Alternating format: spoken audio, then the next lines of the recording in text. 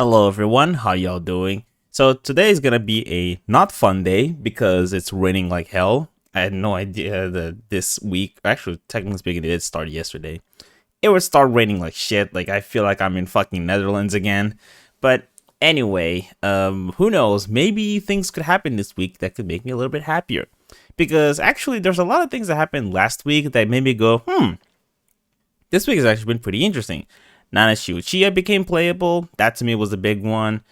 Bricks and Minifigs reached a settlement with Brian, I believe, was the original owner of the Legos. Maybe there might have. Oh yeah, I think that was the same week where Epic Games didn't announce, but like one of the people that mainly works on the Epic launcher confirmed that they definitely were working on porting their launcher to Linux. Whether it's gonna happen soon is a completely different story, but clearly they were working on something. And then there was the fact that GTA 6 got leaked. That to me also made me very happy because I'll be completely honest with you. Even though I am still interested in GTA 6, I am still a fan of the GTA franchise, I am not a fan of modern day Rockstar games and especially Take-Two. I think that the Rockstar of today is not the same as the Rockstar from 10 years ago, so I have no reason to feel any ounce of gush and sympathy towards them.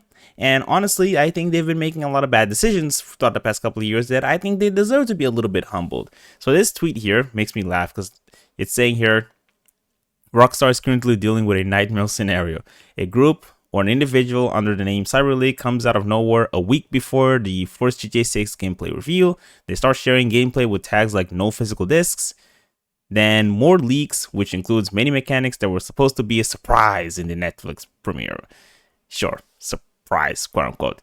The leaker proves they have access to a build of the game by including carefully selected cutscenes and shooting their name into the wall in one of the clips. That part was my favorite one. They planned this so well in advance, and one has uncovered their identity so far. I think they meant to say no one. Take-Two is filing the MCAs left and right. I'll get into this in a moment. Actually, no, this is the main thing that actually made me want to make this video. They're also sending lawyers and filing legal subpoenas to Discord, X, YouTube, and Microsoft, naming many accounts, even YouTubers, as they're trying to find a single clue about who CyberLeak is. CyberLeak doesn't have a social media and only operates on a website that can't be taken down because it's decentralized. That is also very true. This is the website, by the way. when a subdomain goes down, another one appears. That is also true. The leaker is confident and unfazed by Take-Two that they'll release the clips gradually and make polls to decide the next leak. The polls are right here. Where were the polls again? There it is. So let me actually see. Okay, so it's what's running right now is Strip Club 2. I think I did end up seeing the Strip Club, the original clip. And yeah, it's very similar to like the GTA 5 Strip Club in terms of like the interior design and what you tend to expect to see there. And the crypto keeps hitting new all-time highs and doubling market cap with every new leak. I think they did end up burning a few tokens, but that's a completely different story. So here's what I want to say about this. So the first thing I do want to note is that, and this is actually one of the things that kind of makes me even more upset by the fact that Rockstar has been extremely aggressive. It's the fact that, at least as of right now, these leaks haven't actually done anything super serious to Rockstar. So what I mean by that is, as of right now, all the leaker has really done is show gameplay. They haven't really shown anything story related. They haven't leaked anything related to the story. They haven't leaked the ending, despite what some people have been posting fake videos of like the ending. None of those are real. This guy hasn't actually leaked anything related to the story. So far, all they've really done is show gameplay footage. They've shown some of the new mechanics that exist. Now, my argument is, how is this realistically ruining the game? Because this game, I don't know how long it's been in active development. I know people often say, oh, this game is 13 years in development. I don't know if that's actually when the games initiate the development. It could have been a little bit later than that. But the point is, this is not a game that, like, the last GTA game was 13 years ago. the last game that Rockstar made and published was in 2018, 8 years ago. So no matter how you want to see it, this game has been in active development for a really long time. It's a very long time. In fact, when you look at the leaked footage from like 4 years ago, you'll see references of like older hardware, like GTX hardware that I'm sure if you try to run GTA 6 on some of the hardware they were using to test those games, probably wouldn't run the best. So it almost makes me wonder, like, at some point were they developing GTA 6 when the PS4 was still an option? This game has been in development for a very long time is what I'm trying to say.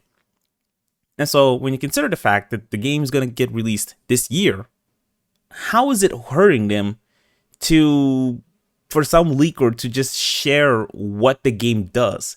Like, many games at this point in time would have already started sharing gameplay stuff. They would have already started, like, they would have streamed showcases, they would have shown gameplay footage on YouTube.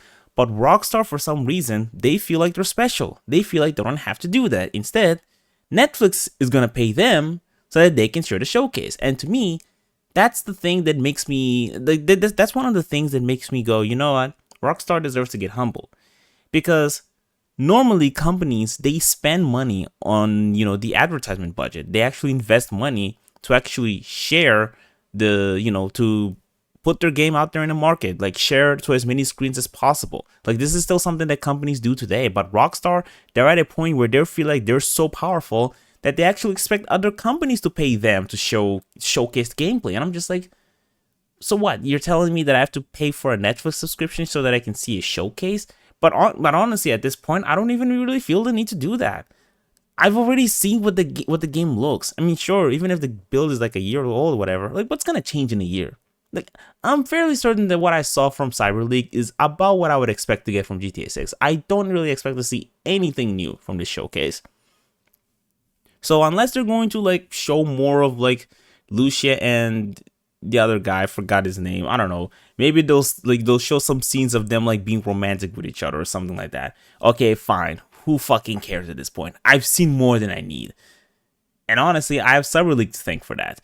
But honestly, aside from that, despite the fact that as of right now, they haven't really shared anything that seriously damaged the game in terms of its brand, in terms of its commercial power, even though they haven't done anything like that, you have this situation where they're filing subpoenas to all these companies, which, by the way, I'm just going to tell you this, I think the concept of subpoenas genuinely feels like a scam. Before this digital world of, like, internet and digital databases, not even just internet. I think one of the first cases of a subpoena actually happened with, like, telephone companies and stuff like that. But the point is, the entire notion of subpoena is to essentially bypass what would typically require a warrant, because with a warrant, you typically have to submit it and get approved so that, the police usually will actually have the clearance to actually investigate someone's apartment. And for a warrant to be approved, they usually do need, like, strong enough evidence to actually warrant an investigation into someone's private property. But with subpoenas, I feel like a lot of the times, it just kind of feels like a way to just bypass the need to file a warrant, where you can just kind of gain people's personal informations, and the only justification you need to have is, hey, this is going to assist in an investigation. We're not going to give you any reason to believe that the people that we're investigating actually have, like, a case, that we actually have a case against them, because these people, like, they're, like, I remember in the case of Discord, like, Take-Two is, like, filing subpoenas to get information about, like, several servers that has, like, thousands of people. Do you seriously think that those thousands of people, every single one of them is associated with CyberLeak? No. But from their perspective, they think that they're gonna gain some information out of it. So now they're just gonna have access to so many people's personal information. And by personal information, that also includes emails, probably their date of birth, probably their name. Like, that is insane. Like, that is an insane thing. And it's honestly the thing that makes me not have any sympathy for Take-Two or Rockstar. Because look, I already didn't have any sympathy for these companies because I've already found them to be extremely litigious with how they take down fan mods and stuff like that. So I already did not have a very positive opinion on these companies, and it honestly it honestly blows my mind just how many people will just blindly defend Rockstar like they can do no wrong. It's like these motherfuckers have been doing so much to hurt the gaming community. It's not even fucking funny. The fact that some people see them with like positive, like butterfly eyes surprised me so much. But regardless, I already had a pretty negative opinion on them before this. But now they're getting to the point where they're just outright taking people's, like many people, innocent, very much innocent bystanders, taking all their information. And now I'm just going to have to trust that they're going to treat that information with respect and care. Oh, like, I mean, imagine if I was, for example, in Dark Viper's Discord. So what, now Take-Two has my fucking email address? Okay. So now what I'm going to trust that they're going to treat that information with kindness? It's just insane. Like, why Rockstar? Like, what did I do to Rockstar? Like, it's one thing if Rockstar has my email because I created an account on the social club, which, by the way, my Discord account does not actually have the same email as the one in my social club. So, like, you know, if I was in their server, so now Rockstar has access to 2 of my emails, how does that make any sense? Like, how is that fair? It's just insane. It's a really fucking insane situation. And like, and then I'm not even gonna get into the whole like age verification thing. And to be fair, like I'm pretty sure Discord probably hires another company to handle those verifications anyway. So they might not have people's IDs, but who knows? Maybe they might have. Maybe Rockstar might have personal ID. I mean, they did find out who this. Like, hang on.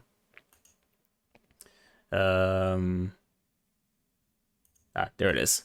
They did find out who this guy is, so who knows? Maybe they can obtain people's information, because for them to do this, they would have to find out this person's fucking address.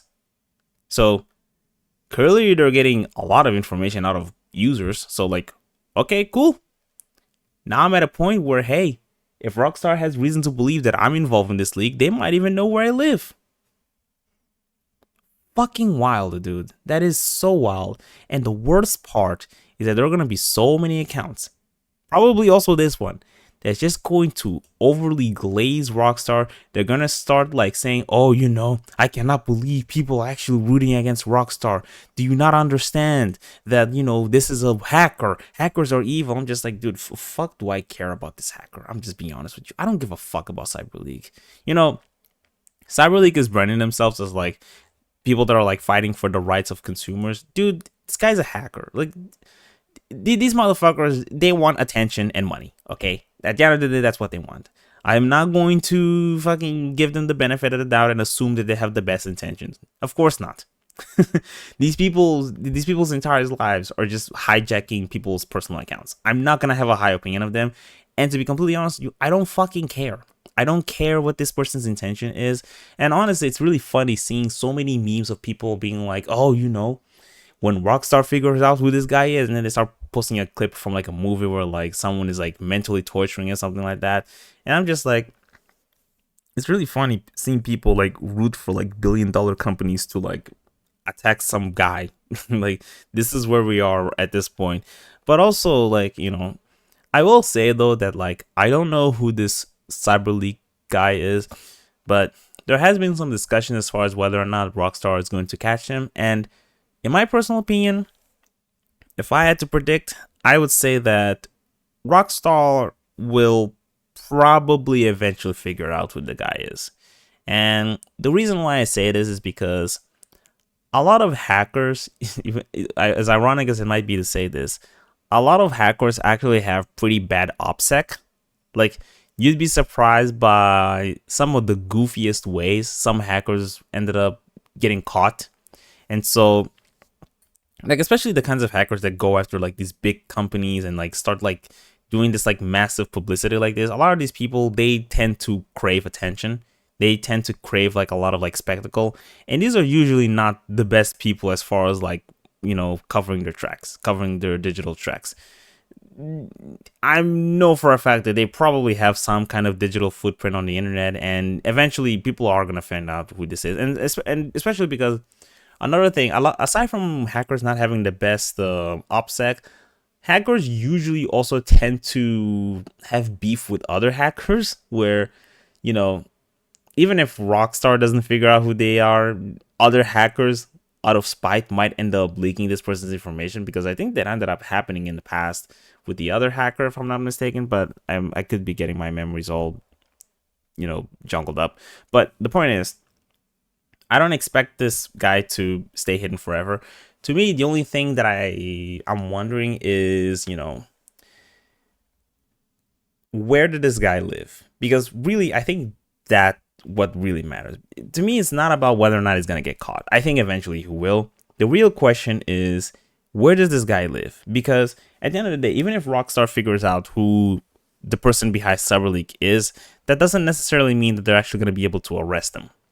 Because if they live in a country where the United States have little to no jurisdiction over them, and the company isn't going to even bother extraditing this person to Rockstar, then at that point, it doesn't really matter who they are. You know what I mean? Like, it doesn't really matter who they are. Now, of course, if this person lives, for example, in the United Kingdom or any countries from the EU, especially the United States, they are fucked. They are massively fucked if they do get caught, of course. Maybe they won't. Maybe they are good at hiding their tracks. I kind of hope that's the case, because my thing is, I don't necessarily care if CyberLeak gets caught. I'm actually more interested in whether or not they're gonna get caught before they actually leak the full build, because that is the thing that would make me very interested. And the funny thing is, these clips, whatever, dude. Like, who cares at this point? It's just at this point they're just doing Rockstar's advertisement. That's all they're really doing. But if they leak the full build, that's a bit different, because Rockstar Games, GTA in specific, is a franchise that's not just enjoyed by the gamers. You know what I mean? It's a pretty big franchise, and it's a franchise that's popular across so many countries, including third world countries. Now, one of the things that made me get really confused by Rockstar's decision to not release a physical copy of GTA 6 is the fact that, if we were to assume that, every single person that buys GTA 6 lives in either Europe or America, okay, fine. Maybe it might be reasonable to assume that, hey, a lot of those people, they probably can to some degree buy this digitally.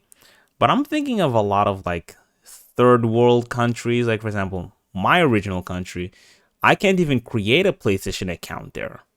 You know what I mean? I can't even create a PlayStation account. Many people might have trouble getting their credit cards approved in some of the storefronts that exist out there. Some of in a lot of countries, they might not even really have good enough internet to actually download what's probably gonna be hundreds of gigabytes of size. It's such a weird decision to essentially gatekeep so many countries that might still depend on physical media, just for the mere fact that the online digital storefront world is still very inaccessible to them. And with GTA 6 most definitely, appealing to so many people, including people that aren't necessarily gamers, many people that grew up with GTA San Andreas when they were a child, they might be interested in getting this game. And a lot of those people, I'm just being honest with you, they probably played a cracked version of San Andreas. That's probably how they originally got into the GTA franchise. And what's really funny is that if this game gets leaked, sure, maybe the normies in the fucking UK, they might not, download the build. They might just wait until it comes out on the fucking PlayStation or whatever. But for other countries where doing that is a bit unfeasible, they might just rely on the build. They might rely on the leaked build.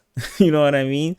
I know for a fact, at least in my original countries, I know a lot of fucking people in which the leaked build would probably be their main way of playing the game, because they're not gonna fucking bother paying what would be the equivalent of $100 in their currency.